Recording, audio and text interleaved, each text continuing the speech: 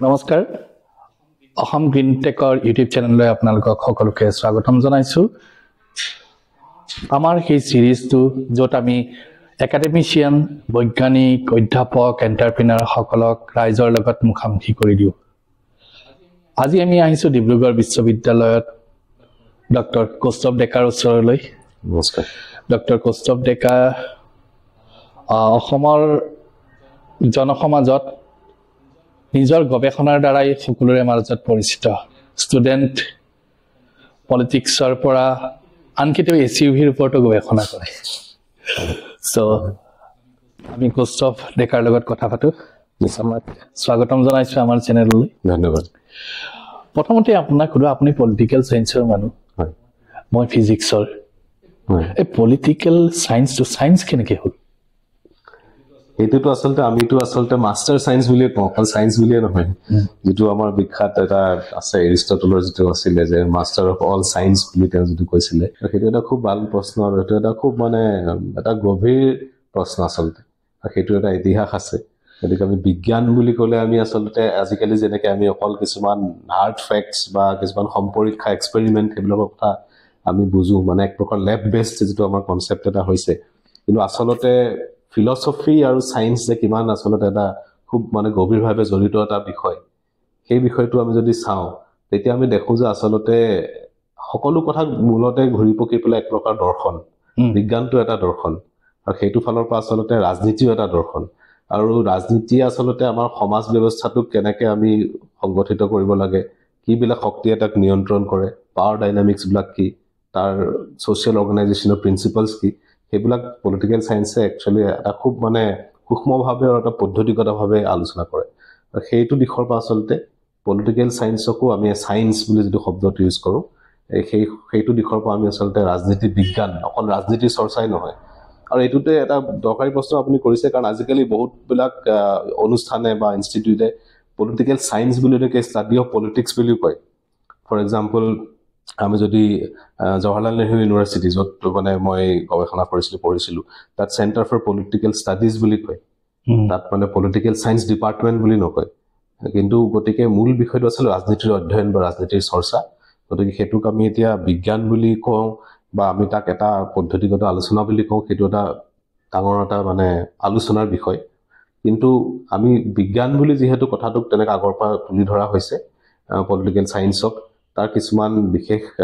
তাৰ কিছুমান নীতি আছে কিছুমান তাৰ এটা ষ্ট্ৰাকচাৰ এটা পৰিকাঠামো এটা আছে মই কিছুমান দেখিছোঁ যে ইউনিভাৰ্চিটি বিলাকত ৰিচাৰ্চাৰ কিছুমানে সাউথ আফ্ৰিকাৰ ওপৰত কাম কৰে কোনোবাই কিবা কিবি দেশৰ বাহিৰৰ দেশবিলাকৰ ৰাজনীতিৰ ওপৰত সেইবিলাকৰ পৰা আমাৰ সাধাৰণ মানুহৰ দৰকাৰ কি এইবিলাক কৰাৰ আমি ইণ্ডিয়াতে আছো ইণ্ডিয়াৰ কথা পাতো এটা পালৰ পৰা চাব গ'লে এই প্ৰশ্নটোৱে মোক এটা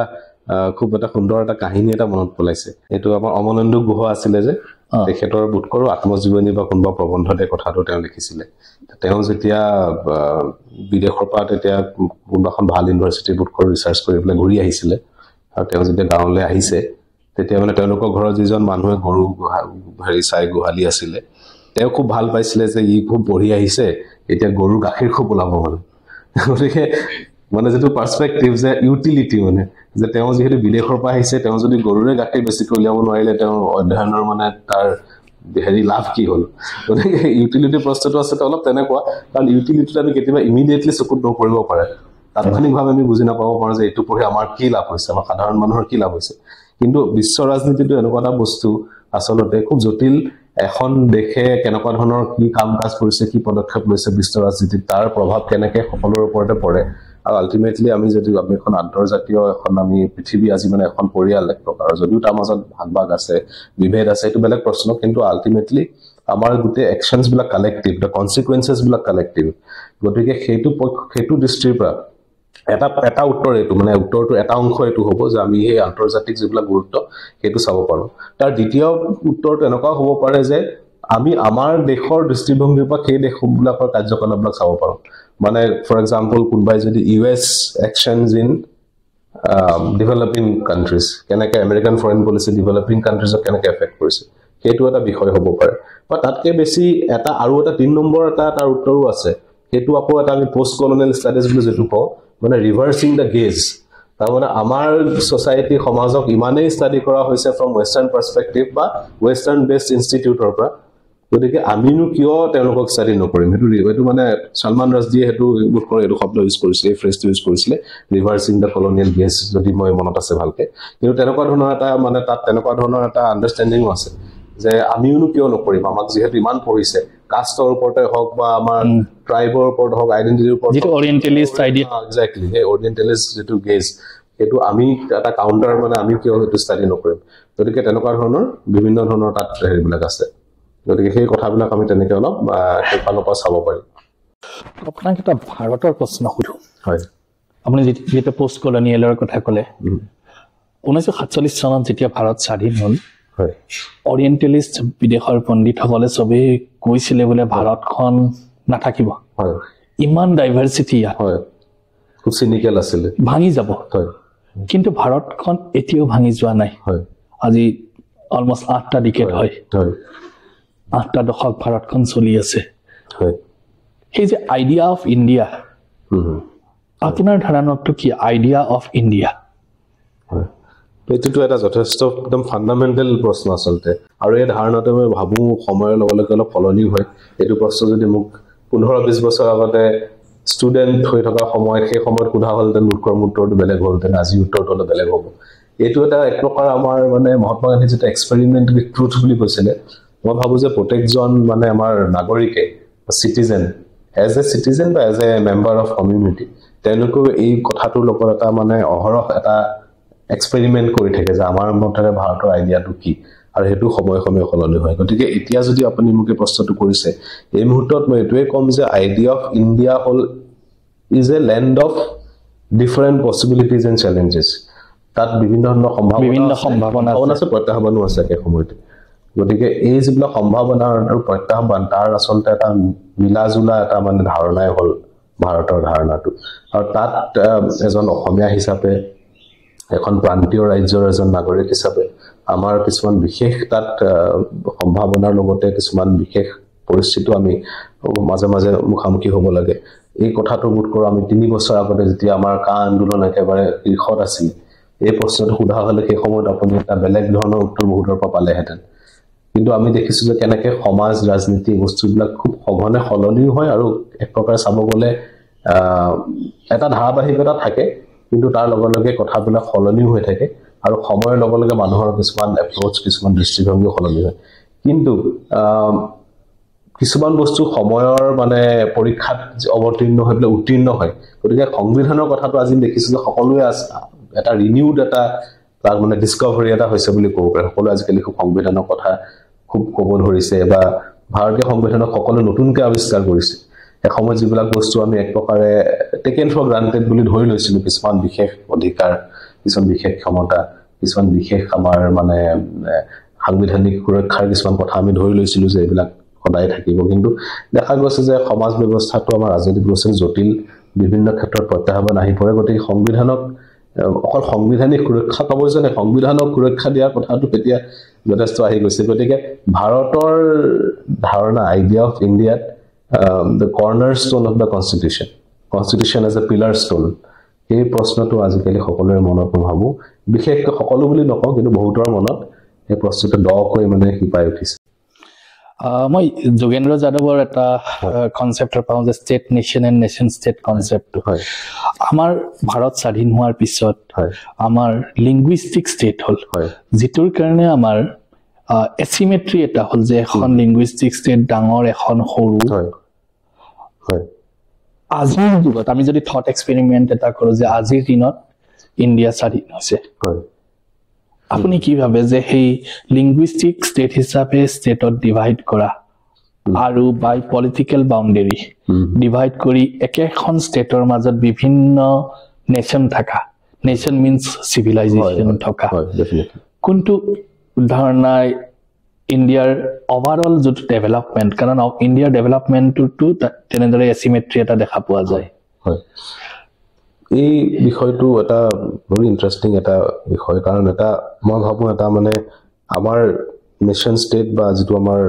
পলিটিক্যাল লাইফ এটো এটা খুব ইন্টাৰেষ্টিং ট্ৰানজিশনৰ মাজেদি গৈ আছে as far as this aspect is concerned. মানে লিংগুইষ্টিক নেশ্যনেলিজম বুলি আমি ভাষিক জাতীয়তাবাদ বুলি যেটো আমি সময়ত খুব পঢ়িছিলো বা খুব চৰ্চা হৈছিল আমি ধৰি লৈছিলো যে আমাৰ সকলো মানে সমাজ ৰাজনৈতিক জীৱনৰ মূল ধাৰাটো হ'ল মানে লিংগুইষ্টিক নেশ্যনেলিজম বা ভাষিক জাতীয়তাবাদ হেতু বহুত ক্ষেত্ৰত বহু দূৰলৈকে এতিয়াও হেতু হয় it is extend two A large extent কিন্তু তাত বিভিন্ন বেলেগ বেলেগ কিছুমান দিশ আজিকালি ওলাব ধৰিছে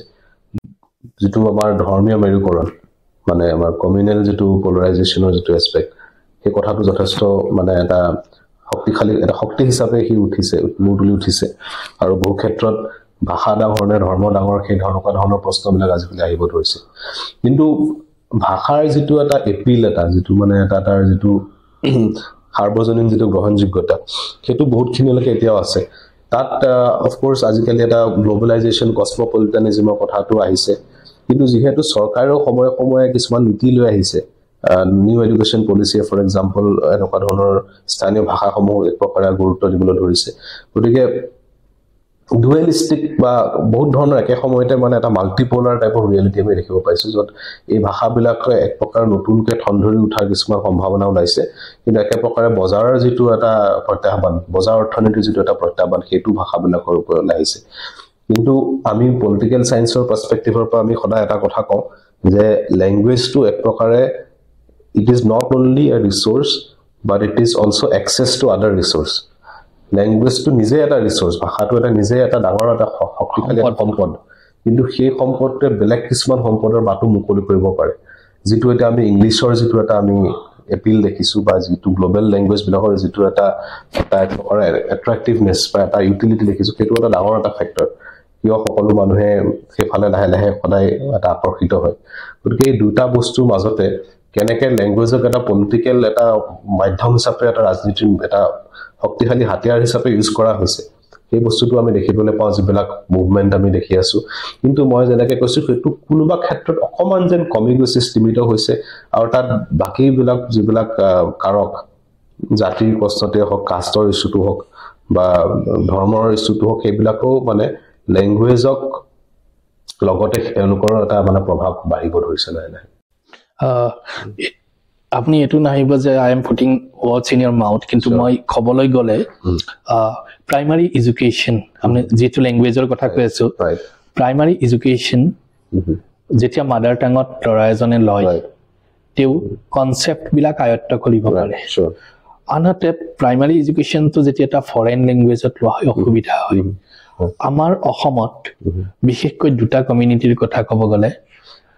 দুটা নহয় বহুত কেইটা কমিউনিটি আছে বাকি কমিউনিটিৰ নিজৰ ভাষাত হৈছে যেনে বড়ো কমিউনিটিৰ বড়ো ল্যাঙ্গুৱেজত স্কুল হৈছে কিন্তু আমাৰ চাহ জনগোষ্ঠীৰ মানুহখিনি আৰু পমুৱা মুছলমান মানুহখিনি তেওঁলোকে ঘৰত যেটো ভাষা ব্যৱহাৰ কৰে তেওঁলোকে প্ৰাইমাৰী স্কুলত গৈ তেওঁলোকে সম্পূৰ্ণ এটা ফৰেন ল্যাঙ্গুৱেজত কথা ক'ব লাগে হেৰি কৰিব লাগে আৰু আমি সাধাৰণতে চাহ জনগোষ্ঠীৰ মানুহখিনি পিছপৰি থকাৰ অন্য এটা কাৰণ সেইটো বুলি ভাবিব পাৰো নেকি কাৰণ school drop out rate to primary to secondary level এই ল্যাঙ্গুৱেজৰ যোনটো আইডেন্টি হেৰি এই প্ৰশ্নটোৰ সহজ উত্তৰ সঁচাকৈ ক'বলৈ গলে নাই কাৰণ আমি কথাটো দুইটা দিশেৰে চাব পাৰো এটা দিশ মই সম্পূৰ্ণ একমত আপুনি যেটো ক'লে কনসেপচুৱেল ক্লেৰিটিৰ কথাটো এটো বিভিন্ন জনে যি ক'লে পেডাগজিৰ ওপৰত ষ্টাডি কৰে বা তেনেকুৱা ধৰণৰ ফিল্ডৰ মানুহ তেওঁলোকে বাৰে বাৰে এটো কথা কৈছে যে মানে এই যিবিলাক কনসেপ্ট সেইবিলাক বুজিবলৈ সহজ হয় বা আমাৰ যেটো কগনিটিভ এবিলিটিটো বেছিকৈ গ্ৰো কৰে যদি আমি নিজৰ মানে মাতৃভাষাত শিক্ষা লওঁ হেতু সঁচা কথা সম্পূৰ্ণ কিন্তু তাৰ লগতে আৰু এটা কথা আছে যেটো আমি ৰিসোৰ্সৰ কথাটো অলপ আগতে কৈছিলো বা এক প্ৰকাৰ সোশ্যাল নেটৱৰ্ক কাৰণ সকলো ভাষাই এটা নেটৱৰ্কৰ ওপৰত বেসড বা তেওঁলোকৰ যেটো সোশ্যাল ক্যাপিটাল যেটো আমি সোশ্যাল ক্যাপিটাল বুলি কওঁ মানে সেই ভাষাটো পঢ়িলে কেনেকুৱা সা সুবিধা পাব কেনেকুৱা ধৰণৰ এটা সমাজ কোনখন সমাজ পাব সেই কথাবিলাক যিবিলাক সোশ্যাল ক্যাপিটাল থাকে সেই ক্যাপিটালবিলাক যেতিয়ালৈকে ফৰ্ম নহয় আমি অকল সেই ভাষাটোক আমি যদি ইন্ট্ৰোডিউস কৰি দিওঁ তাৰ পৰা তেওঁলোকৰ কিমানখিনি সুদূৰ প্ৰসাৰী কিমান লাভ হ'ব বা লং টাৰ্মত তেওঁলোকৰ তাৰ পৰা সুবিধা হ'বনে নাই সেই কথাবিলাক আমি সমানে ভাবিব লাগিব কাৰণ অকল চৰকাৰী মানে এক প্ৰকাৰ প্ৰচেষ্টাত বা সমাজৰ দাবীত কোনবা এটা জনগোষ্ঠী অনুষ্ঠান বা তেনেকুৱা ধৰণৰ সমাজৰ দাবীত যদি কিছুমান ভাষাক আমি স্কুলত দি দিওঁ কিন্তু আমি তাৰ ফলাফল কনসিকুৱেন্স বিলাক নাপাবো সেইটো এক প্ৰকাৰ অন্যায় হ'ব বা এক প্ৰকাৰ মানে ঠিক নহ'ব এইখিনিতে মই এটা এজন স্কলাৰ এক্টিভিষ্ট স্কলাৰ তেওঁৰ কথা এটা মনলৈ আহিছে চন্দ্ৰভান প্ৰসাদ বুলি তেওঁ দলিত সকলৰ ওপৰত লিখা মেলা কৰে নিজেও দলিত মানুহ আৰু তেওঁৰ পজিশ্যনটো অকণমান বাকীসকলতকৈ বেলেগ আছিল আৰু সেইটো পিছত বিভিন্ন দলিত স্কলাৰ সেই কথাটো কয় যে তেওঁ খুব দুৰ্ঘোৰ মানে ইংৰাজী সমৰ্থক আৰু তেওঁৰ আৰ্গুমেণ্টটো এইটো আছিলে যে দলিতসকলক বহুত বছৰৰ পৰা আমাৰ সমাজত মানে ধৰ্মৰ নামত সংস্কৃতিৰ নামত বিভিন্ন মানে আমাৰ ঐতিহ্যৰ নামত তেওঁলোকক যেটো তেওঁলোকক মানে শোষণ কৰা হৈছে তেওঁলোকক অৱদমিত কৰি ৰখা হৈছে সেইবিলাকৰ পৰা ওলাব হলে তেওঁলোকে ইংৰাজী ভাষাৰ নিচিনা ভাষা কিছুমান শিকিব লাগিব যিবিলাকে তেওঁলোকক এখন মানে নতুন পৃথিৱী এখন মুকলি কৰি দিব আৰু তেওঁ বিভিন্ন ধৰণৰ উদাহৰণ দিয়ে ফৰ এক্সাম্পল তেওঁ কয় যেনেকে এটিকেটছ মানে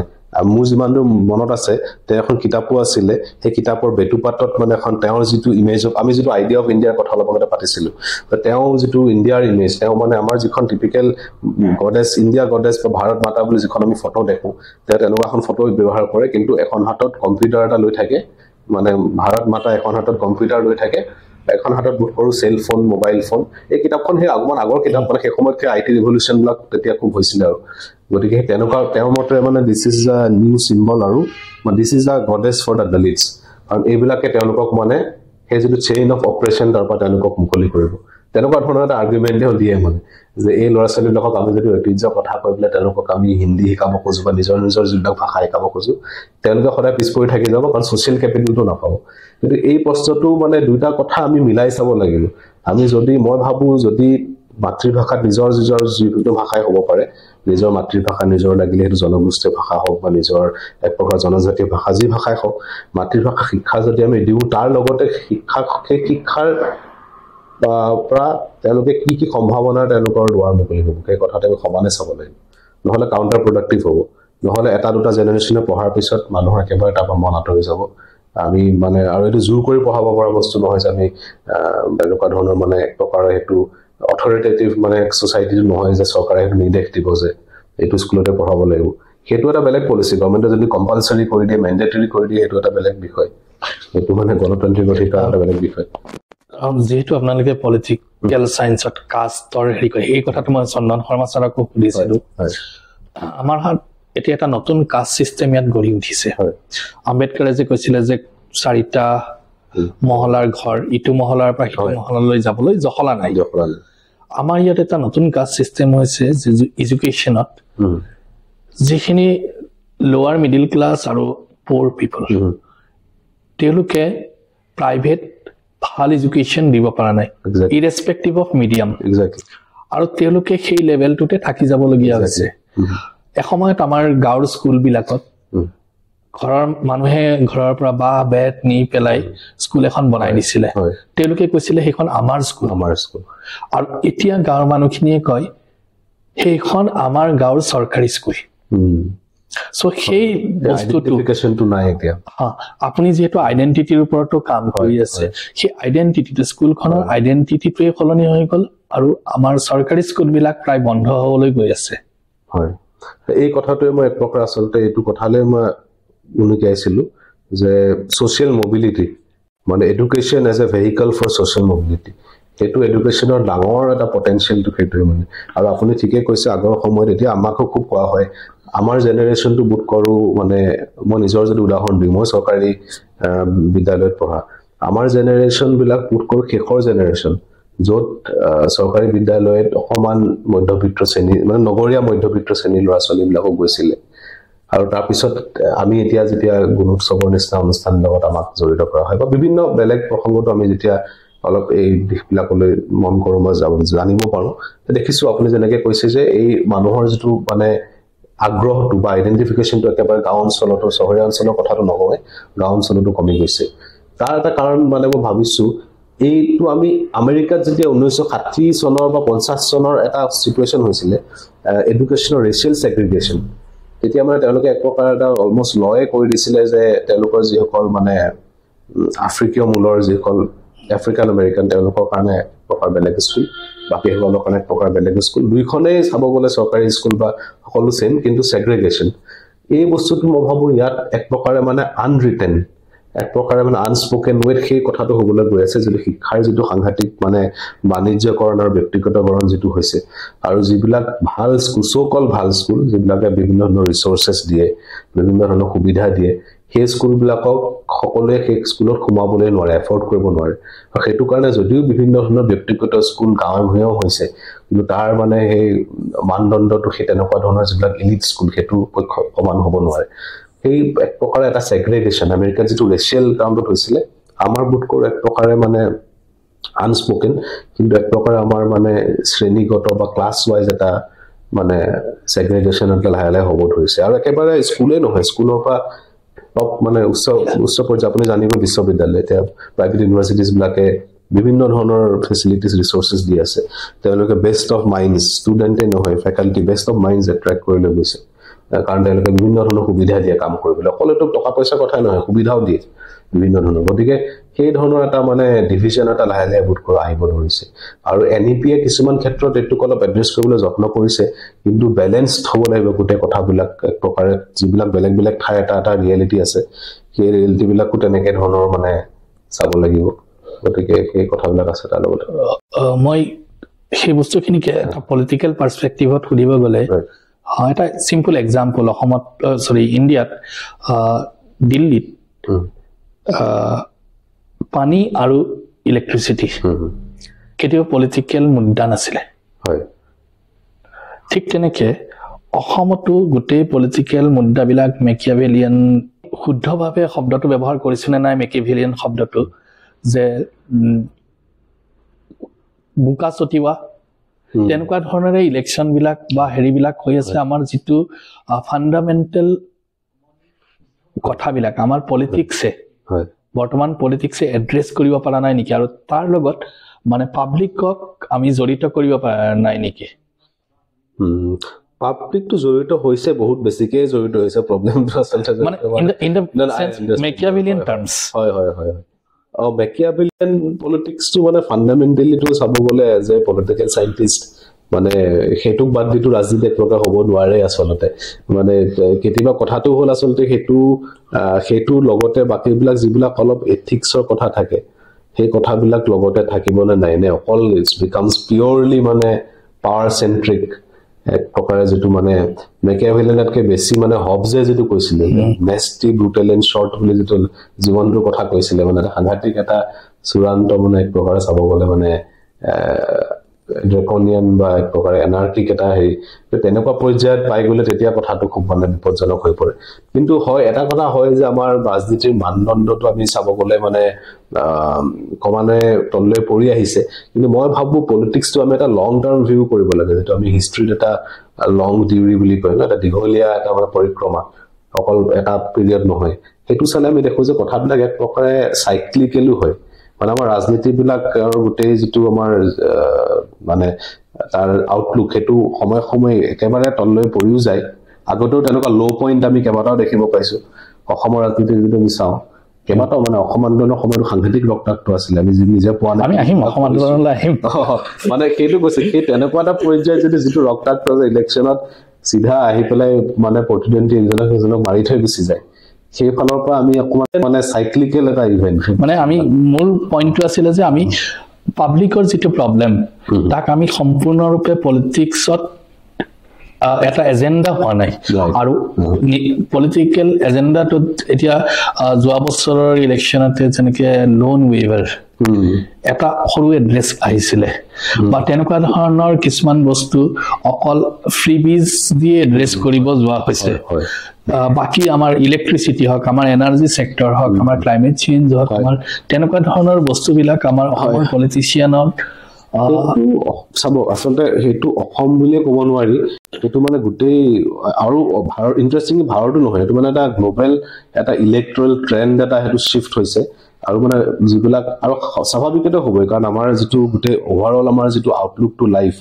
হেতু কিছুমান যিবিলাক আমাৰ যিবিলাক এথছ বা যিবিলাক ভ্যালু সিস্টেম আমাক ইনফ্লুয়েন্স কৰে এই ভ্যালু সিস্টেম বিলাক লাহে সকলো পৰ্যায়লৈকে আহি যাব গতিকে আমাৰ যিবিলাক আজিকালি আচলতে ওভাৰঅল ভ্যালু সিস্টেম অলপ মাৰ্কেট ড্ৰিভেন সোসাইটি সকলো বস্তু আমি সাৰ্ভিস বেসড গতিকে সেই বস্তুবিলাকৰ এটা প্ৰভাৱ আছে ইলেকশ্যনতো পৰে আৰু আমি ইলেক্টৰেল ষ্টাডিজৰ মানে পইণ্ট অফ ভিউ পৰা ক'ব গ'লে আমি এটো এটা ইলেক্ট্ৰল ক্লায়েণ্টেল বুলি এটা মানে কনচেপ্ট আমি এটা আজিকালি মানে ক্ৰাফটিং ইলেক্ট্ৰল ক্লায়েণ্টেল সকলো ৰাজনৈতিক দলে কেনেকৈ ইলেক্ট্ৰল ক্লায়েণ্টেল এটা গঢ় দিব সেইটো তেওঁলোকে যত্ন কৰে আৰু সেইটো যত্ন কৰিবলৈ আমি দেখিছোঁ যে আজিকালি PR ফাৰ্মৰ পৰা আৰম্ভ কৰি বিভিন্ন ধৰণৰ মাৰ্কেট ৰিচাৰ্চ ফাৰ্ম বিভিন্ন ধৰণৰ ষ্ট্ৰেটেজিষ্ট চকল গতিকে তেনেকুৱা বেকগ্ৰাউণ্ডৰ বহুত মানুহ জড়িত হৈ গৈছে এই প্ৰচেছটোত আৰু তেওঁলোকৰ গোটেই টাৰ্গেটটোৱে এইটো মানে গোটেই বস্তুটো এটা ডিমাণ্ড ছাপ্লাইৰ এটা ডাইনামিক এইটো মানে গোটেই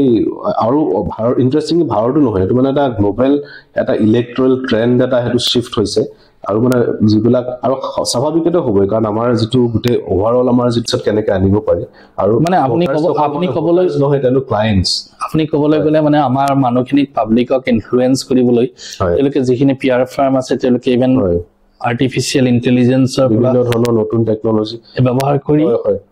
আমাক যিবিলাক কথাই আমাক ইনফ্লুৱেঞ্চ কৰে তেনেকুৱা কথাবিলাক তেওঁলোকে পলিটিচিয়ানৰ মুখেৰে কৈ আছে তেনেকুৱা ধৰণৰ কোৱাইছে আৰু আল্টিমেটলি আমাৰ গোটেই সমাজ ব্যৱস্থাটো নিঅ'লিবেৰেল এটা সমাজ ব্যৱস্থাৰ মাজত আমি আছো গতিকে এই নিঅ'লিবেৰেল ভেলুজবিলাক চবতে আহি যায় মানে এইবিলাক এক প্ৰকাৰ নিঅ'লিবেৰেল ভেলুজ যে মানে আমি ডিমাণ্ডছ বেষ্ট হ'ব লাগিব বস্তুটো এজন মানুহৰ ডিমাণ্ডটোকে আমি সেইটো চাই পেলাই সেইটো ফুলফিল কৰিব লাগিব তাতকৈ বেছিকৈ মানে ৰাইটছ কিবা অধিকাৰ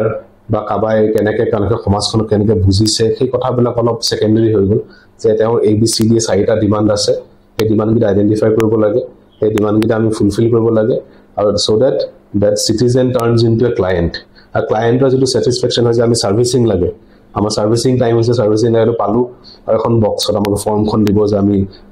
ৰেংকিং দিব লাগে আউট অফ 5 ছেটিছফাইড ফৰিজন সেই মডেলটো মানে এক প্ৰকাৰে আমাৰ পলিটিকেল লাইফৰ মডেলটো এক প্ৰকাৰ তেনেকুৱা এটা মানে সেই ক্লায়েণ্ট আৰু ক্লায়েণ্টিল সেই মডেলটো মানে এক প্ৰকাৰ তেনেকৈ সেইটো বহুতো দেখা গৈছে যে সেই এটা মডেল তেওঁলোকে ইউজ কৰিছে আৰু তাৰ ৰিজাল্টছ পোৱা বুলি ভাবিছে অসমলৈ আহক অসম আন্দোলন আপোনাৰ প্ৰিয় ছাবজেক্ট চাগে চ' অসমীয়া আইডেণ্টিটিৰ আৰু অসম আন্দোলন আপুনি নিজৰ ভাষাত কেনেকৈ ক'ব বিচাৰিব এইটোতো এটা মানে বহুত দীঘলীয়া কেইবাটাও খণ্ড এটা ডিছকাশ্যনে হ'ব এই কথাটো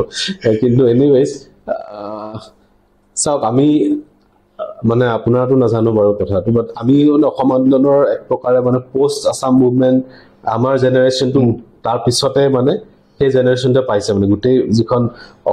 অসমৰ হিষ্ট্ৰীটোক আমি যদি দুটা ভাগত ভগাওঁ pre Assam movement post Assam movement গতিকে পষ্ট আছাম মুভমেণ্ট মানে এটা বহুত ইণ্টাৰেষ্টিং ফেজ এইটো বুক কৰোঁ আমি সেই কথাবিলাকৰ এতিয়া লাহে লাহে বহুতে ভাল ভাল কিতাপ লিখিছে আলোচনা হৈছে কথাবিলাক ওলাইছে লাহে লাহে কিন্তু তাত এটা কম্প্ৰিহেনচিভ এটা একদম ভাল এটা আলোচনা এতিয়াও বোধকৰ সেইটো হোৱা নাই যে সেই অসম আন্দোলনৰ পিছৰ জেনেৰেশ্যনক কেনেকৈ কি ধৰণৰ প্ৰভাৱ পেলালে আৰু আইডেণ্টিটি প্ৰশ্নটো তাতে আচলতে সোমাই আছে আমি মানে কিমান দূৰ তাৰ পৰা কনচিয়াছ হ'লোঁ নে আমাৰ এক প্ৰকাৰ বৃত্তিষ্ণা আহি গ'ল বা আমাৰ এক প্ৰকাৰে তাত মানে আগ্ৰহটো কমি গ'ল আমি সেইবিলাক কথা পাতিব নোখোজা হৈ গ'লোঁ কাৰণ চাব গ'লে আলফাটো আমি তাৰ পৰাই জন্ম এটা ফেজ বুলিয়ে ধৰিব লাগিব গতিকে এই যিবিলাক দশক আমি যিবিলাক পাইছোঁ কিছুমান কথা এনেকুৱা হয় ন এটা আপোনাৰ ছ'চিয়েল ছায়েন্সৰ যিটো বেলেগ হেৰিটো মানে লিটাৰেচাৰটো ট্ৰমা ষ্টাডিজ বুলি যিটো বস্তু আছে ট্ৰমাটো এনেকুৱা বস্তু এটা যে মানে ট্ৰমাটোৱে আমাৰ ছাবকনচিয়াছ মাইণ্ডত এফেক্ট কৰে আৰু কিছুমান বস্তু আমি নিজে গম নোপোৱাকৈ পাহৰি পেলাওঁ কগনিটিভ নিজে পাহৰি পেলাওঁ বা আমি কথাটো পাতিব নোখোজো বা তোমাৰ মনৰ পৰা মুচ খাই যায় গতিকে আমি ভাবোঁ যে আমাৰ সেই জেনেৰেশ্যনটো 80s জেনেৰেশ্যনটোৱে সেই এনেকুৱা এটা ট্ৰমাৰ মাজেদি গ'ল যে আমাৰ পিছলৈকে বহুত বেলেগ ঠাই ভেদে বেলেগ হ'ব আমি অসমৰ ভিতৰতো বহুতখিনি আকৌ বেলেগ স্থানীয় মানে মাইক্ৰ' ৰিয়েলিটিজ বহুত আছে ন অসমখন যদি এখন বহুত একদম সম্পূৰ্ণ বেলেগ ৰিয়েলিটি আছে অসমৰ ভিতৰতো কিন্তু সেই সময়টোত অসম আন্দোলনৰ সময়ৰ পিছৰ পৰা যিহেতু আমি আন্দোলনটো নিজে প্ৰত্যক্ষভাৱে তাত দেখা নাই বা আমাৰ সেই অভিজ্ঞতাটো নাই কিন্তু তাৰ পিছৰ যিবিলাক মানে ফলাফল আমি দেখিছোঁ কনচিকুৱেঞ্চ দেখিছোঁ বিশেষকৈ বিদ্ৰোহী মিলিটেঞ্চি ইছ্যুটো লৈ পেলাই চৰকাৰৰ যিবিলাক দমন নীতি সেই সময়ত আমি সৰু থাকোঁতে অলপ যিবিলাক আমি গম পাইছিলোঁ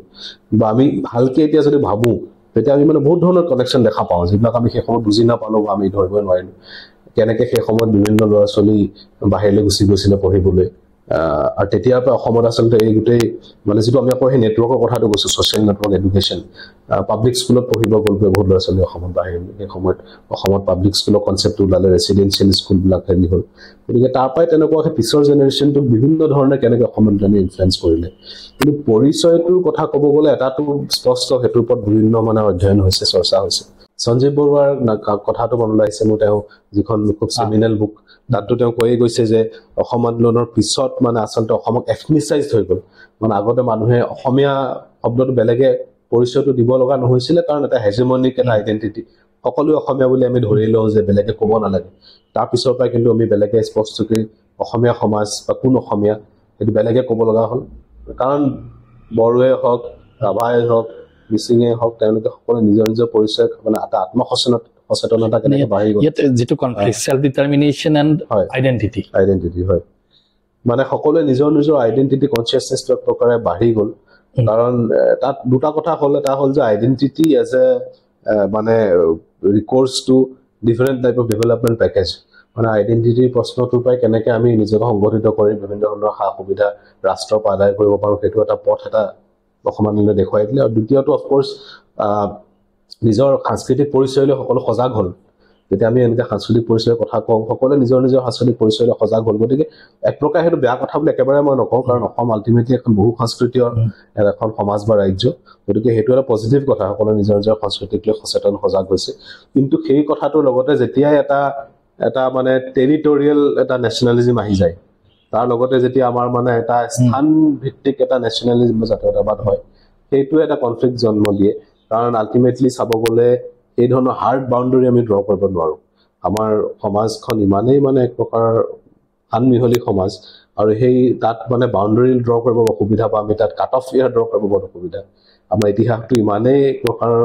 সংযুক্ত এটা সানমিহলি ইতিহাস সকলোৱে ইজনৰ পৰা সিজনৰ সহায় লৈছে উপাদান লৈছে গতিকে এটা কালেক্টিভ গ্ৰথ এটা হৈছে গতিকে তাত এটা খুব আমি মানে পলাৰাইজিং এটা যদি এথনিক পলিটিক্স এটা তাত কৰিবলৈ যাওঁ সি যথেষ্ট সংঘাতৰ জন্ম দিয়াৰ সম্ভাৱনা থাকে অসম আন্দোলনে বাৰু আমাৰ অসমীয়া মানুহক সাধাৰণতে কোৱা যে সহজ সৰল চবকে বিশ্বাসত লয় তেনেকুৱা কিন্তু সেই মানুহখিনিৰ মাজত বিশেষকৈ আইডেণ্টিটি হিচাপেও ইটো আইডেণ্টিটি স্মলাৰ আইডেণ্টিটি বিশ্বাসত নোলোৱা হয় সেইটো এটা হেৰি ষ্টাৰ্ট হ'ল নেকি এটা পলিটিকেলি হওক বা চাইকলজিকেলি হওক হয় এইটো প্ৰশ্নটো হয় সেইটো অকণমান টু চাম এক্সটেণ্ট মই একমত মানে আপুনি পলিটিকেল ভাইলেঞ্চৰ যিসকলে ষ্টাডি কৰে সুধীৰ কাক্কৰ বুলি এজন খুব ভাল চাইকলজিষ্ট তেওঁ খালি পলিটিকেল ভাইলেঞ্চৰ কথাও তেওঁ অলপ হেৰি কৰে তেওঁ এই কথাটো কয় যে মানে এটা কমপ্লেক্স এটা ছ'চিয়েল চাইক মানুহৰ মনত মানে সকলো সমাজতে সেই অৱদমিত এটা থাকে মানে এই তেনেকুৱা এটা টেণ্ডেঞ্চি এটা আৰু তাক ট্ৰিগাৰ কৰা হয় সময়ে আপোনাৰ যদি এটা এথনিচিটিৰ কথাটো অসম আন্দোলনক যদি আমি এক প্ৰকাৰে নৃগোষ্ঠীয় আন্দোলন বুলি যদি আমি চাওঁ তাত যিবিলাক নৃগোষ্ঠীয় উপাদান আছিলে সেইবিলাকক যদি ফ'কাছ কৰোঁ তাত এটা বস্তু আমাৰ হেৰি এখন আপোনাৰ মেৰন ৱাইনাৰ বুলি তেওঁ ছান অফ দ্য ছইল বুলি এখন খুব বিখ্যাত কিতাপ লিখিছিলে অসম আন্দোলনৰ সময়ৰ বিষয়ৰ প্ৰথম গোটৰ সেইখনে কিতাপ সেই কিতাপখনত বহুত তৰ্ক বিতৰ্ক হৈছিলে সেই CIA এংগেল যিটো আছিলে আপুনি জানিবই বিখ্যাত যিটো আমাৰ কনস্পিৰেচি থিয়ৰী আছিলে CIA হেৰি কৰা মেৰিন ৱাইনাৰটো আমেৰিকান হেৰি আছিলে তো মেৰিন ৱাইনাৰ মানে খুব ছানছ অফ দ্য ছইলত এটা কথা কৈছিলে খুব ইণ্টাৰেষ্টিং কথা আৰু বেলেগেও কৈছে ফৰ এক্সাম্পল আমাৰ এথনিচিটিৰ ওপৰত খুব হেৰি ডেভিড ব্ৰাউন তেওঁ চাউথ এছিয়াৰ এথনিচিটি তেওঁ এনচাইক্ল'পিডিয়া উলিয়াই তেওঁ চ' তেওঁলোকেও সেইটো কথা কয় যে এথনিক পলিটিক্সটোৰ ওপৰত স্পেচিয়েলি চাউথ এছিয়ান কণ্টেক্সটত ষ্টেট একশ্যনো বিৰাট দৰকাৰী এটা বস্তু মানে এথনিক পলিটিক্স কোনফালে যাব তাত ৰাষ্ট্ৰই এটা খুব দৰকাৰী ভূমিকা লয় সেই পলিটিক্সটো কনফ্ৰণ্টেশ্যনেল হৈ যাব নে সেই পলিটিক্সটো এক প্ৰকাৰে এপিজমেণ্টৰ থ্ৰুদি আগবাঢ়িব গতিকে সেই অসম আন্দোলনৰ ক্ষেত্ৰত এই মানুহ হিংস্ৰ হৈ যোৱা বা আমি যিটো কথা কৈছোঁ অবিশ্বাস ইজনে সিজনক বিশ্বাস নকৰা কথাটো সেই কথাটোৰ লগতে এই কথাটো বহুতখিনি আছে কিন্তু মানে ৰাষ্ট্ৰৰ ভূমিকাটো বহুত দৰকাৰী যে তাক কিমান দূৰ সেই সময়ত এক প্ৰকাৰৰ আলোচনাৰ প্লেটফৰ্মটো পাইছিল নে নাই তাক দমনৰ হাতেৰে কিমান যত্ন কৰা হৈছিল নে তাত বিভিন্ন কূটনীতি প্ৰয়োগ কৰা হৈছিল সমাজবিলাকক ভাগ কৰিবলৈ কূটনীতি কিবা প্ৰয়োগ কৰা হৈছিল নেকি সেই প্ৰশ্নবিলাকো বহুত মানে এটা গুৰুত্বপূৰ্ণ প্ৰশ্ন আৰু সেই কথাবিলাক আমি এতিয়াও অলপকৈ বিভিন্ন গৱেষণাত ওলাইহে আছে এইবিলাক এটা ইটছ আনফল্ডিং নেৰেটিভ এতিয়াও এই কথাবিলাক আৰু এজ আই ছেড গোটেই কথাবিলাকৰ কেইবাটাও দিশ থাকে অসম আন্দোলনক আমি বহুতে এই যিটো হাতীৰ কাহিনী আছে ন অন্ধ মানুহক এটা ৰুমত যে ভৰাই দিলে হাতীটোক চুলে বিভিন্ন ধৰণৰ তাৰ যিটো আণ্ডাৰষ্টেণ্ডিং পলিচনিক বুলি যিটো কয় সেই পলিচনিক মই নাজানো ক'ৰবাত শুনিছিলোঁ পঢ়িছিলোঁ মোৰ মনত নাই ষ্টুডেণ্টবিলাকে কৰা আন্দোলনৰ ভিতৰতে চাইনাৰ টিটেনাম স্কোৱাৰৰ পিছতে অসম আন্দোলনে চবতছে ডাঙৰ আন্দোলন নেকি? অসম ভাৰতৰ কনটেক্সট নৱনিৰ্মাণ যিটো আন্দোলন গুজৰাটৰ আৰু মেছ বিলৰ পৰা হয় গুজৰাট আৰু পিছত যিহেতুৱে গৈ পেলাই জয়প্ৰকাশ নাৰায়ণে ডাঙৰ সেইটো খুব ডাঙৰ এটা মানে একদম ইণ্ডিয়াৰ সাংঘাতিক এইটোতো নৰেন্দ্ৰ মোদী সেই আন্দোলনটোৰ পৰাই ওলাই অহা কেইবাজনো মানে ভাৰতৰ ইতিহাসত মানে বহুত মানুহ ইউ কেন ট্ৰেচ বেক নৱনিৰ্মাণ আন্দোলনৰ ডাঙৰ ডাঙৰ বহুত লিডাৰ জন্ম দিছে কিন্তু আচৰিত কথা নহয় নে সেইটো অকল মেছৰ বিল বঢ়াৰ কাৰণে হোষ্টেলৰ মেছৰ বিল বঢ়াৰ কাৰণে এটা ডাঙৰ আন্দোলন হ'ল তাত তেনেকুৱা সময়তে জয়প্ৰকাশ নাৰায়ণৰ আৱিৰ্ভাৱ ঘটিলে গতিকে বস্তুটো বেলেগ ফালে গৈ একদম শেষত গৈ কংগ্ৰেছ চিষ্টেম বুলি আমি যিটো কৈছিলো ৰজনী কোঠাৰীয়ে যিটো কংগ্ৰেছ চিষ্টেম বুলি কৈছিলে কংগ্ৰেছ চিষ্টেমটোক লৰাই একদম মানে তেওঁলোকে হেৰি কৰি দিলে হিলাই দিলে বুলি যিটো ক'ব পাৰে সহজ ভাষাত গতিকে এই নৱনিৰ্মাণ আন্দোলনটো এটা ডাঙৰ এটা ষ্টুডেণ্ট মুভমেণ্ট কিন্তু অসম আন্দোলনটোৱে জেপি মুভমেণ্টটোৰ পৰা অলপ ধাৰ কৰিছিলে নেকি? কাৰণ সমসাময়িক হয় সমসাময়িক আৰু তাতকৈ সমসাময়িকটো হয় আৰু পলিটিকেল লিডাৰ্ছ বিলাকো সেই সময়ত খুব অহা যোৱা কৰি আছিলে ছচিয়েলিষ্টে হওক বা সেই সময়ত জনসংঘে হওক আৰু সেইটো এটা কংগ্লমেৰেশ্যন আছিল ন মানে জেপিটো জনসংঘে বহুত মানে বহুতে কয় যে জনসংঘে হাইজেক কৰি দিলে বুলি কয় গোটেই বস্তুটো জেপি আন্দোলনটো গতিকে অসম আন্দোলনত সেইবিলাক কথাটো এতিয়া ওলাইছে বহুতে লিখিছে কেনেকে মানে তেওঁলোকে অকল ইনফ্লুৱেঞ্চে নহয় কিন্তু ডাইৰেক্টলি কেনেকে এক প্ৰকাৰে organisational support in terms of planning training সেইবিলাকো তেনেকুৱা অৰ্গেনাইজেশ্যনলৈকে দিছিলে বুলি কিন্তু অসম আন্দোলনৰ আল্টিমেটলি এটা লোকেল মানে যিটো কেৰেক্টাৰ আছিলে সেইফালৰ পৰা তেওঁলোকে নিজকে কেতিয়াও স্পষ্টভাৱে বা প্ৰত্যক্ষভাৱে জড়িত কৰিব খোজা নাছিলে তেনেকুৱা আন্দোলনৰ লগত নাগালেণ্ড ফিজোৰ পৰা আই এম ইছাক মুইবা কি হৈ আছে নাগালেণ্ডত আপুনি পলিটিকেলি নাগালেণ্ডৰ ষ্টেবিলিটি বা হেৰি কি বুলি ভাবে? ফিজো ইছাক মুইবা এটা প্ৰকাৰে চাব গ'লে হয় ঠিকেই সেইটো এটা লাৰ্জাৰ যিটো নাগা চেল্ফ ডিটাৰমিনেশ্যন বা যিটো নাগা ষ্ট্ৰাগল তাৰে এটা পাৰ্ট সেইটো এক প্ৰকাৰৰ পৰা হয় কিন্তু তাত এটা ডাঙৰ পাৰ্থক্য আছে যিটো NNCৰ যিটো চিজ ফায়াৰ হয় নাগালেণ্ডখন বেলেগ যিখন ৰাজ্য গঠন হ'ল তাৰপিছত কেনেকে মানে সেইটো এক প্ৰকাৰ চৰকাৰে মই ভাবো যে ভাৰতীয় ৰাষ্ট্ৰৰ এটা সফলতা বুলিয়ে ক'ব পাৰি যে সেই গোটেই আন্দোলনটোক ভাগ কৰি দিয়া হ'ল মানে নাগালেণ্ড নাগাজ আউটছাইড নাগালেণ্ড সেই এটা বিভেদ এটা তেনেকে আহি গ'ল আৰু মুভা বা বাকী যিবিলাক এক্টিভিটি সেইসকল বেছিভাগ মানে এক প্ৰকাৰ চাব গ'লে নাগালেণ্ডৰ যিসকল মুখ্য যিসকল মানে মেইন ষ্ট্ৰীম ডমিনেণ্ট ট্ৰাইব তেওঁলোকৰ পৰা অলপ আঁতৰি গ'ল মানে বস্তুটো সেইবিলাক এতিয়া মণিপুৰৰ যিসকল নাগা সেই বিভেদটো ইমানলৈকে আহি গ'ল যে বহুত ক্ষেত্ৰত নাগালেণ্ডৰ নাগাই ক'ব খোজে যে এইটোতো আমাৰ মানে আন্দোলন বা আমাৰ ষ্ট্ৰাগল নহয়েই এইটো তেওঁলোকে কৰি আছে সেই ধৰণৰ বিভেদ এটা এক প্ৰকাৰ আহি গ'ল কিন্তু সেইটো হয় যে ডিছপাইট অল দিছ ইছ্যুজ বা ডিছপাইট অল দিছ ডিভিজনছ বা ইভলিউশ্যনছ তেওঁলোকে তথাপিও সেই কথাটো ধৰি থাকিলে ডিছপাইট অল ডিভিজনছ ডিছপাইট অল ইছ্যুজ যি ইভলিউশ্যনটো হ'ল তাৰ মাজেৰেও তেওঁলোকে যিটো এক প্ৰকাৰৰ মূল দাবী সেইটো তেওঁলোকে অটল হৈ থাকিলে আৰু সেইটো ঘূৰি পকি আহি এক প্ৰকাৰে এতিয়া এক প্ৰকাৰে এটা চাব গ'লে জিঅ' পলিটিক্স যিটো সেইটো ইমান এটা কমপ্লেক্স এই জিঅ' পলিটিক্সটোৱে গোটেই বস্তুটোক এক প্ৰকাৰে চলাই আছে মানে তাত যিটো চাইনাৰ যিটো এটা ৰোল আৰু এই গোটেই অঞ্চলবিলাকক যিটো এটা লিভ ৰিয়েলিটিটো যেনেকুৱা মানে আচলতে চাব গ'লে এইবিলাক সাংঘাতিককৈ এটা কমন হোমলেণ্ডে হয় যিটোক আমি সেই সময়ত তাক ভাগ কৰি দিয়া হ'ল আৰু এতিয়া যিটো ফেন্সিঙৰ ইছ্যু চলি আছে সেই এনেকুৱা যিবিলাক ঘটনা হয় তাৰ পৰা আকৌ দেখিব পাওঁ যে তাৰ যিসকল মানুহ আছে তেওঁলোকে এতিয়াও এই কথাবিলাকক ধৰি আছে মানে তেওঁলোকৰ ফৰ এক্সাম্পল এতিয়া ম্যানমাৰত যিটো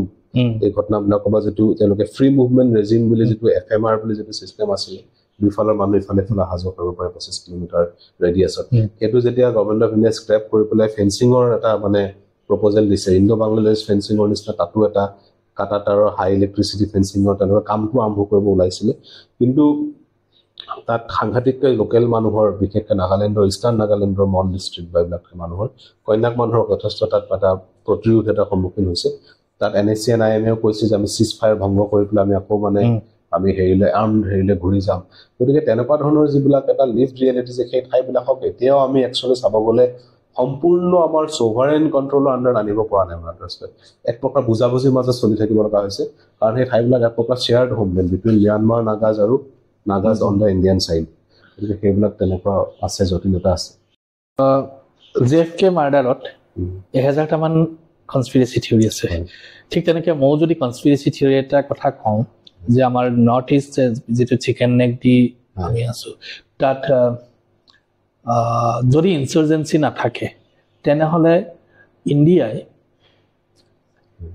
এক্সপ্লেইন কৰিব নোৱাৰিব যে ইয়াত ইমান আৰ্মি কিয় আছে বহুতে কয় যে আমাৰ ইনচাৰ্জেঞ্চিটোত ষ্টেটৰ বহুতখিনি হাত আছে conspiracy theory how do you react to that Definitely, I would say that I will not say state has a hand in it, but there is definitely some kind of a complex kind of a symbiotic relationship between violence and the presence of state. মানে যিবিলাক যেনেকুৱা ধৰণৰ কাৰ্যকলাপ আমি দেখি আছো সন্ত্ৰাসবাদী বুলি কওঁ বা বিদ্ৰোহী বুলি কওঁ যেনেকৈ কওঁ সেইটোৰ লগতে আপুনি যিটো সম্ভাৱনা আপুনি কনস্পিৰেচি থিয়ৰী যিটো কথা ক'লে আপুনি যে তাত মানে সেই যিবিলাক মানে আমাৰ আৰ্মি যিমান আছে এইবিলাক সংখ্যাত সেইবিলাক যেন ক'ৰবাত কিবা এটা যেন তাত এটা মানে চাব গ'লে কিবা ধৰণৰ প্লেনিং নহয় ঠিক কিন্তু এটা জটিল এটা সমীকৰণ এটা আছে তাত এটা জটিল সমীকৰণ আছে আৰু মানে এই কথাটোত অকল এইটোৱে নহয় যে যিটো আমি আফস্পাৰ কথাটো খুব আলোচনা কৰোঁ যে তেওঁলোকে বিভিন্ন মানৱ অধিকাৰ মৌলিক অধিকাৰবিলাক খৰ্ব কৰে এইটো লগতো আছে তাৰ লগতে যিটো আমাৰ ডেভেলপমেণ্ট মানে ডেভেলপমেণ্টৰ বহুত যেন টকা পইচা ইয়াতে আহে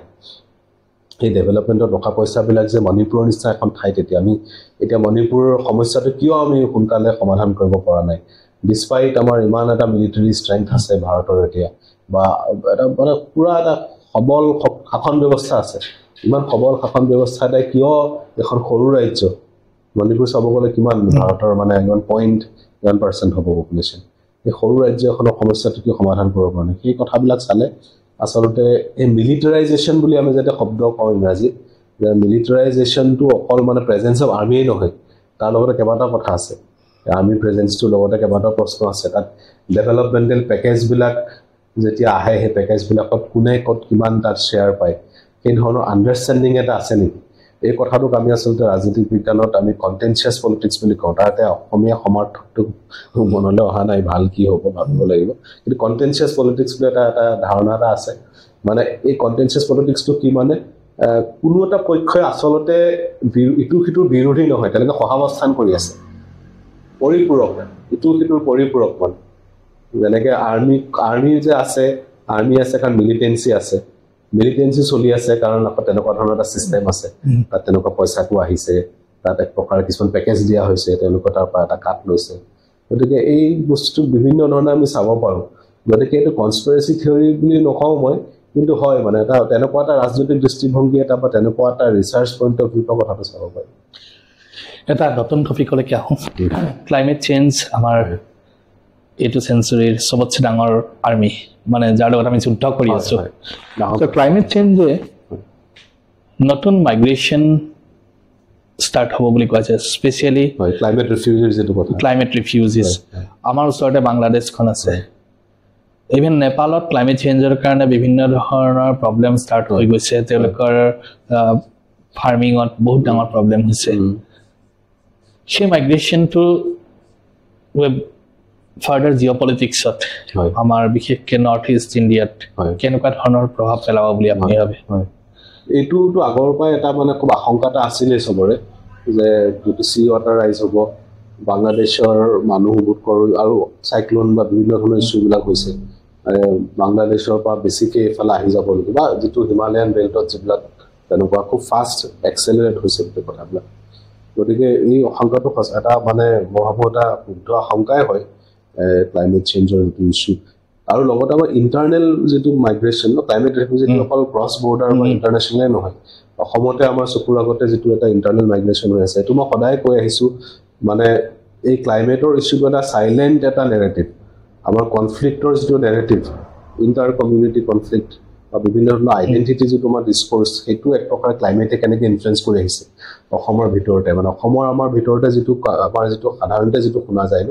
যে তেনেকুৱা সন্দেহযুক্ত নাগৰিক আহি পেলাই ইয়াত বহি গৈছে সেইটো এক প্ৰকাৰ ক্লাইমেটৰ কথাটো বহুত ধৰণৰ আছে তেওঁলোকো এক প্ৰকাৰ হ'ব পাৰে বিভিন্ন ক্ষেত্ৰত climate refugee internal climate refugee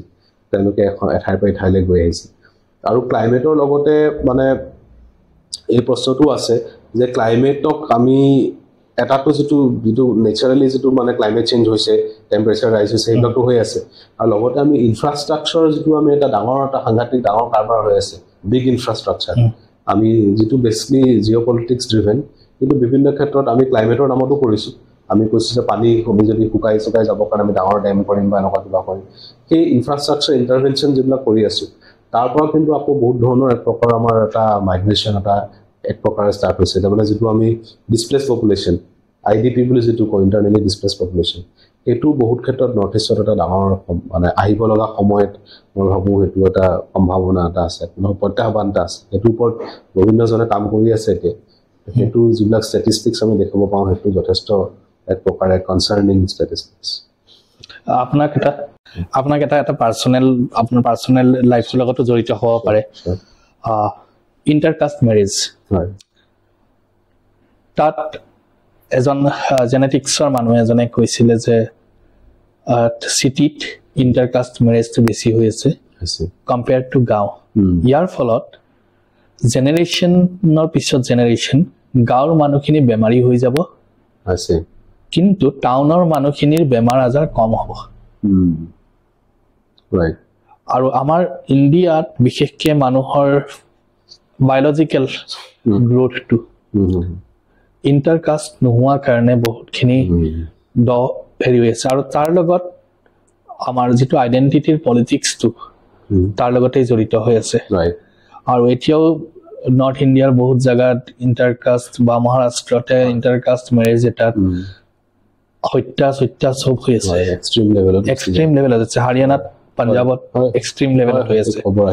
কিন্তু ইউৰোপিয়ান পাৰ্চপেক্টিভ যিহেতু আপুনি ইউৰোপৰ লগত বহুত হেৰি জড়িত প্ৰজেক্টত জড়িত হৈ আছে ইউৰোপত এজন মানুহে আমাৰ লগৰীয়া ল'ৰাবিলাকে কয় যে মোৰ মা তুৰ্কিছ দেউতা ইটালীৰ ভেৰি কমন একেবাৰে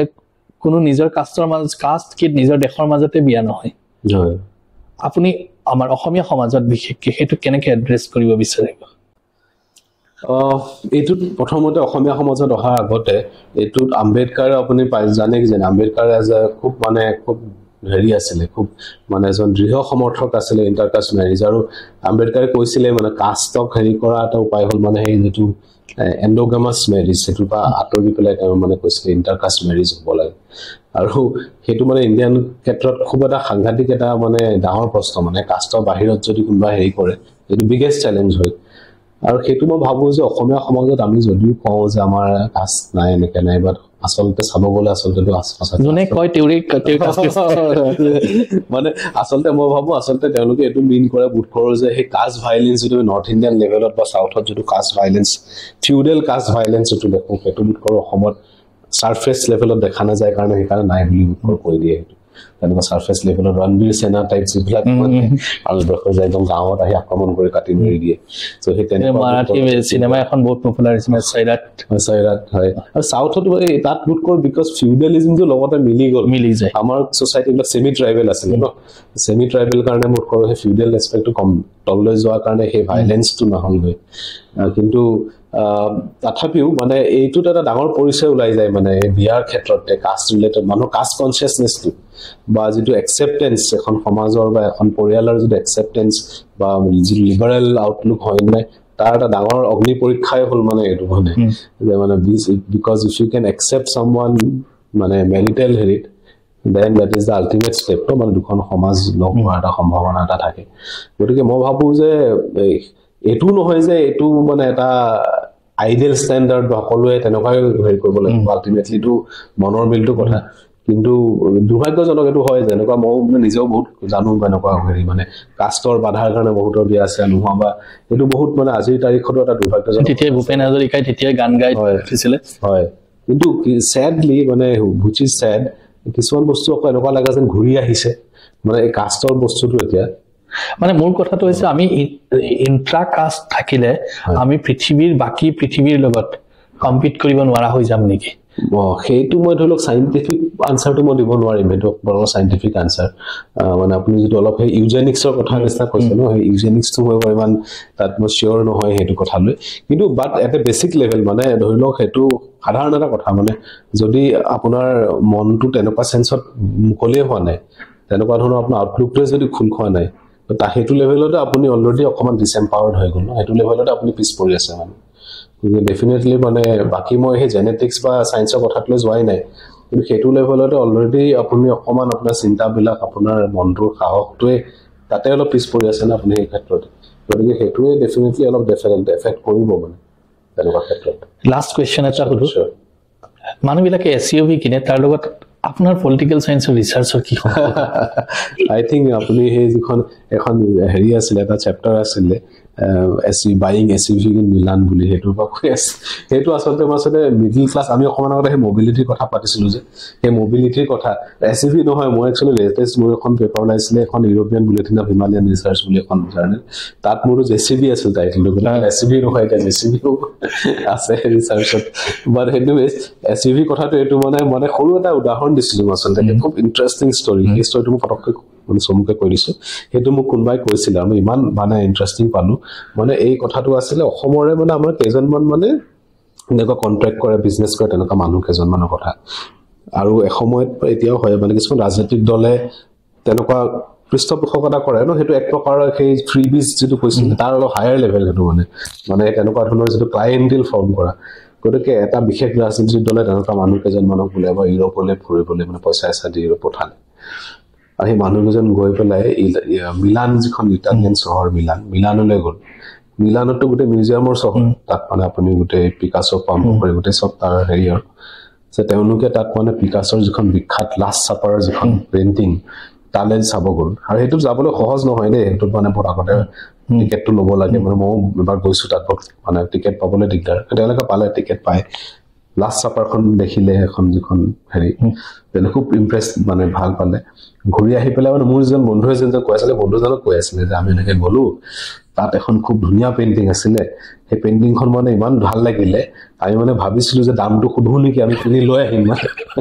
গতিকে সেই ল'ৰাটো থটমত খালি সি বুজালে লাষ্ট ছাপাৰৰ কথা কৈ আছে মানে গতিকে সেই কথাটো মই ৰেফাৰেঞ্চটো দি পেলাই মানে ছ'চিয়েল মবিলিটিটো এনেকুৱা এটা অদ্ভুত বস্তু মানে আপোনালোকৰ লগত কথা পাতিম বহুত ভাল লাগিল বহুত কথা আমি এতিয়া গম পালো যে এজন পলিটিকেল সায়েন্সৰ প্ৰফেচৰে ইউনিভাৰ্চিটিৰ ভিতৰত সোমাই আচলতে কিবা অদ্ভুত কথা নহয় আমাৰ সাধাৰণ মানুহৰ কথাই ভাবি থাকে ভাবিবই লাগিব পলিটিকেল সায়েন্সৰ সাবজেক্টটোৱে মানে মানুহৰ ওপৰতে গোটেই কথাটো হয় মানুহ আৰু মানে যিবিলাক আমাৰ অনুষ্ঠানবিলাক যিবিলাক আৰু তাৰ সম্পৰ্কটো আমাৰ অসম গ্ৰীণ থেকে আপোনাক ধন্যবাদ জনালো আৰু ভৱিষ্যতে আপোনাৰ লগত জড়িত হৈ থাকিম